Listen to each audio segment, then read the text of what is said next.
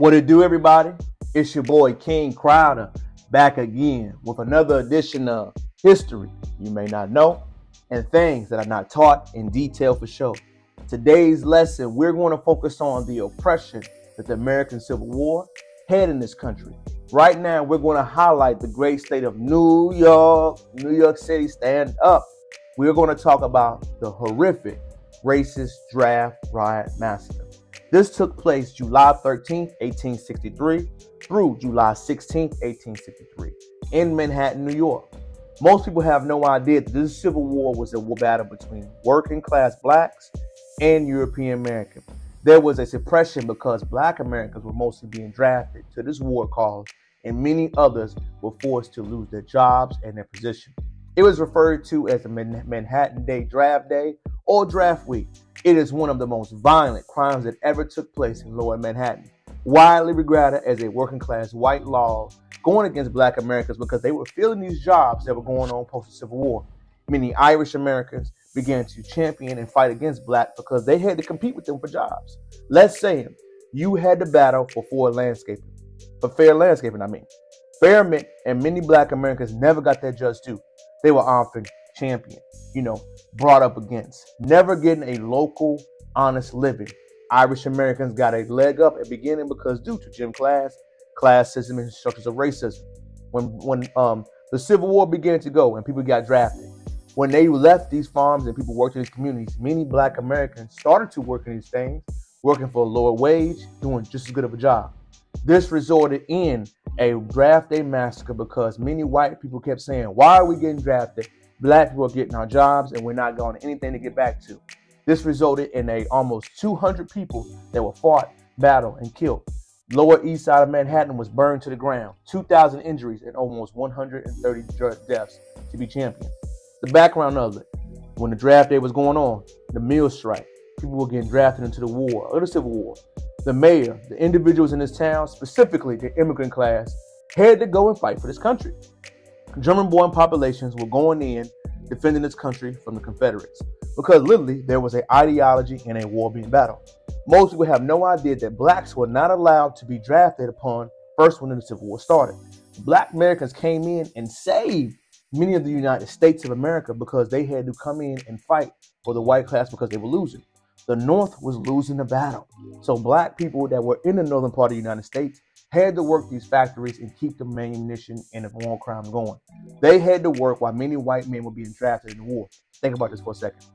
White men were being drafted. They were getting beat.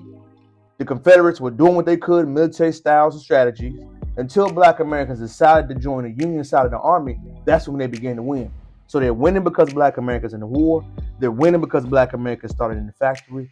All they could do left was allow the Democratic Party and their ideology to spread. They began to get rumors. These black Americans are taking our jobs. Doesn't it sound familiar? These black people are hurting us. Doesn't that sound familiar? You hear those type of tones and words and ideologies being spread. History repeats itself, ladies and gentlemen. Just because you do not know everything, the verbiage, the wordplay, what they're saying, the undue justification, all is the same. So, black Americans, fast forward, helped them win the war, helped them win the Union, ratified the United States. We all come under one law. We're all officially one country, quote unquote, because we know Jim Crow, the South, had their own other things to say. So the white Americans that were in the draft decided to come back home, get their just due. We saved America. We're unified. Yay, we did things. But now these black Americans are coming back to these countries saying, hey, I did the same thing and I did a better job. Hey, I defended you when you couldn't defend yourself. Now, pay me my fair due, pay me my fair choice. Instead of them saying, hey, they have a point. Let's do what they say. Let's cooperate. Maybe let's compromise. Many Europeans at this time, specifically the immigrant class, did not want to give the line. So remember, we're all war battle. We're all war country. What occurred after that? You had to fight and figure it out and get their just due. That is the reason why New York is such a melting pot for land and different strategies, because the free blacks stood on business 10 toes down and said, we are not giving up these longshoreman jobs. We're not giving up our laborers' jobs. We are going to get a fair, just due in this country. And they did. They earned the right. They battled for it. They spilled blood. They stood it down. They battled the town. They shot it up. They beat the line. They let them know in New York City, we're not going like most places. We deserve a fair shake. We deserve a just due.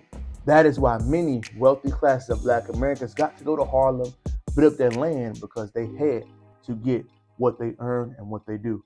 The Draft Day Massacre in the United States of America in New York City. Have you heard about it? Have you talked about the reason why many Black Americans got more of a wealthy influence in certain parts of this country? New York City is an isolated place in the United States where certain things decide to happen. America's history is so complex. The uniformity that we hear is not true.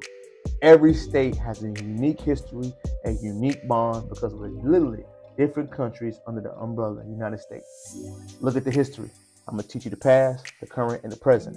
And I want you to all know the story, not his story, not her story, of the strict lessons. It's your boy, King Crowder, back again. Thank you for watching the channel. Thank you for listening. Thank you for watching these videos. Hopefully you learned something. New York City, stand up. I hope this information helps you highlight why certain parts of the city gained notoriety, gained influence, because many Americans stood up and said what they believed in. It's your boy. Until next time, peace.